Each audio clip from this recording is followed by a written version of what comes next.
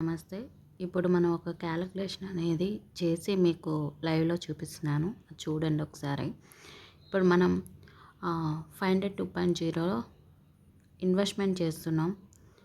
అదే మన దగ్గర ఉన్న డబ్బులు బయట ఒకేలా వడ్డీకి ఇచ్చుకుంటే గనక డేకి ఎంత తీసుకుంటున్నాం, నెలకి ఎంత తీసుకుంటున్నాం అనేది ఇప్పుడు మనం క్యాలిక్యులేషన్ చేద్దాం. ఇప్పుడు మన కంపెనీలో మ్యాక్సిమం ఎంతండి? 10,000. సో 2% నేను రేట్ వేస్తున్నా. ఓకే, ఇక్కడ చూడండి.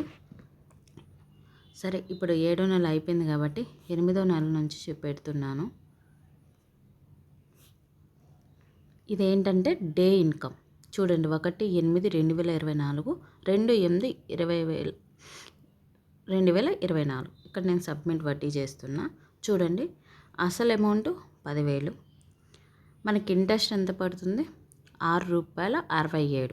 అంటే ఏంటండి, ఫర్ డేకి వచ్చి ₹6 లెక్క వడ్డీ పడుతుంది బయట ఇస్తే కనుక. ఫర్ డే ఇన్కమ్ క్యాలిక్యులేషన్ చేస్తున్నా. ఇప్పుడు మనం ఫర్ మంత్కి చూద్దాం. ఓకే, ఇక్కడ మీరు చూసుకోవచ్చు. 1/8/2024, 1/9/2024. ఇప్పుడు సబ్మిట్ వడ్డీ మంత్కి చూడండి. ఇక్కడ చూడండి, 0 years 1 month 0 days, అంటే 1 month క్యాలిక్యులేషన్ ఇది.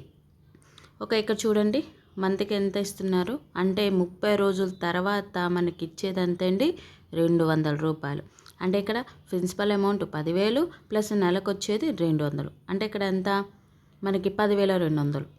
అంటే మరి ఈ ఇన్వెస్ట్మెంటే మనం 500 2.0లో ఇన్వెస్ట్మెంట్ చేస్తే ఎంత ఇన్కమ్ ఎర్న్ చేయొచ్చు? ఒకసారి ఇప్పుడు క్యాలిక్యులేషన్ చేద్దామా? చూడండి, లైవ్లో మీకు చూపిస్తున్నాను. ఓకే, ఇప్పుడు ఫర్ డేకి వచ్చి 200 ఇస్తున్నారు. ఇంటూ ఎన్ని డేస్? 125 days. ఓకే, ఎంతండి? 25,000 రూపీస్. ఓకే, ఇందులో మనకి 10% ట్యాక్సెస్ తీసేయడమే. ఓకే, ఇక్కడ ఎంత వస్తుంది? 22,500. సరే, ఈ 22,500లో కూడా మనం ప్రిన్సిపల్ అమౌంట్ తీసేద్దాం. అక్కడ ఎంత? 12,500.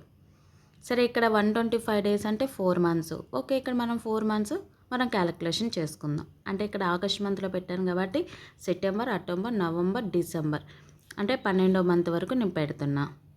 సబ్మిట్ వడ్డీ ఎంత వస్తుందండి? 10,800. ఇక్కడ గుర్తుపెట్టుకోండి, ఇక్కడ ఇంట్రెస్ట్ అంటే ప్రిన్సిపల్ అమౌంట్ కూడా 10,000 అండి. మీకు వచ్చే వడ్డీ అనేది 800 మాత్రమే వస్తుంది.